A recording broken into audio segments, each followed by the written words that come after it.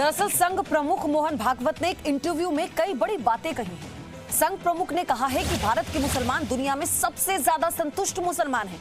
उन्होंने पाकिस्तान का उदाहरण दिया और कहा कि पाकिस्तान ने दूसरे धर्मों को अधिकार नहीं दिए और जनता पर शासन करने वाला विदेशी धर्म भारत में ही मौजूद है।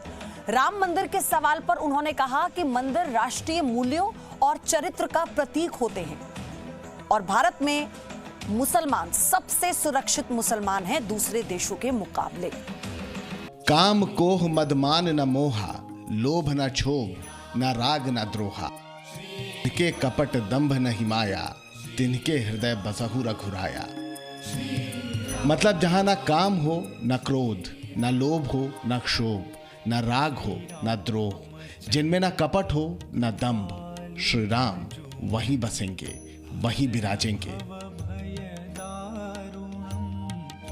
यही तो हैं श्री राम के आदर्श, यही तो है श्री राम में रमे लोगों की अयोध्या।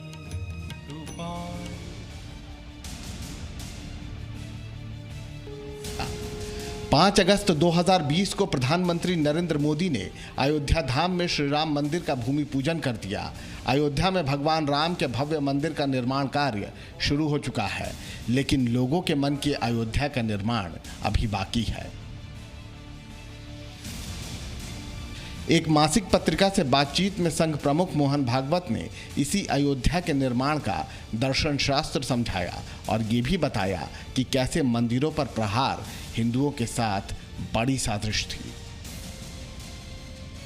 पत्रिका ने सरसंघचालक मोहन भागवत से पूछा, अयोध्या में भव्य श्री राम मंदिर बनने के बाद क्या ये मंदिर केवल पूजा पाठ करने तक ही सीमित रहेगा या उससे कुछ और भी अपेक्षाएं हैं?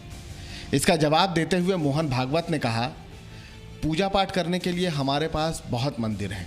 वास्तविकता ये है कि ये प्रमुख मंदिर इस देश के लोगों के नीति एवं धैर्य को समाप्त करने के लिए तोड़े गए थे। इसीलिए हिंदू समाज की तब से ही ये इच्छा थी कि ये मंदिर फिर से खड़े हो जाएं। स्वतंत्र होने के बाद वो खड़े हो रहे हैं, लेकिन केवल प्रतीक खड़े होने से काम नहीं चलता। जिन मूल्यों एवं आचरण के वे प्रतीक हैं, वैसा बनना पड़ता है।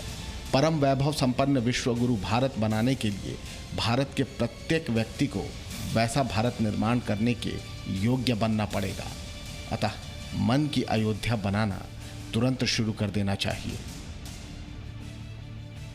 अनेकता में एकता भारत की विशेषता है और कैसे हिंदुत्व इस विशेषता को और ज्यादा मजबूत करने की विचारधारा है, इसका जवाब भी संघ प्रमुख ने दिया। हमारे देश में मुस्लिम और ईसाई मत को मानने वाले भी हैं। उनको हमारी विचारधारा में लाने के लिए क्या प्रयास करना चाहिए? मोहन भागवत ने कहा, उनको लाना क्या है, उन्हें केवल इतना ही करना है कि उससे अलग जाना नहीं है। रसखान का नाम तो आपने सुना है ना, वो मुसलमान थे, उन्होंने इस्लाम छोड़ा नहीं था, परंतु उनका कृष्ण पर कितना सुंदर काव्य है। वो कृष्ण भक्त थे। शेख मोहम्मद थे, वो विट्ठल के भक्त थे। ये कोई बहुत पुरानी बात नहीं है।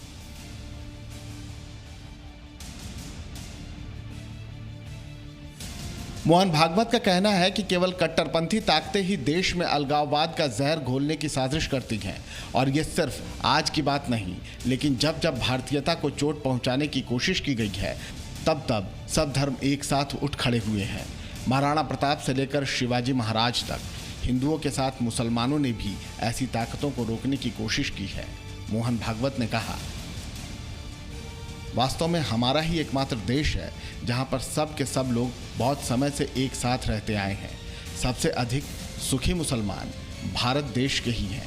दुनिया में ऐसा कोई देश है जहां पर उस देश के वासियों की सत्ता में दूसरा संप्रदाय रहा हो जो उस देश के वासियों का नहीं है, और वो भी अभी तक चल रहा है? ऐसा कोई नहीं, ये केवल हमारा देश ही है। जाहिर है राष्ट्रीयता की भागवत कथा में संदेश भी है, नसीहत भी, वसुधैव कुटुंबकम का मंत्र भी है और श्री राम के वो आदर्श भी जो हिंदुस्तान की आत्मा है। ब्यूरो रिपोर्ट, जी मीडिया। और अब आपको मोहन भागवत की 10 बड़ी बातें हम बताते हैं। भारत के मुसलमान दुनिया में सबसे ज्यादा संतुष्ट हैं। पहली बात तो मोहन भागवत ने अपने इंटरव्यू में ये कही, पाकिस्तान ने दूसरे धर्मों को अधिकार नहीं दिए। जनता पर शासन करने वाला विदेशी धर्म भारत में ही है। मंदिर राष्ट्रीय मूल्यों और चरित्र का प्रतीक होते हैं। कौन किसे पूजता है, हिंदू का इससे लेना देना नहीं है। धर्म जोड़ने वाला, उत्थान करने वाला होना चाहिए। कट्टरता वही फैलाते हैं जिनके हित प्रभावित होते हैं। संविधान में नहीं कहा गया है कि यहां केवल हिंदू रह सकते हैं। भारतीयता पर सभी धर्मों के लोग साथ खड़े होते हैं। संस्कृति पर हमले के वक्त सभी लोग मिलकर खड़े होते हैं। Presenting V News app, available on Google Play and App Store. Download it now.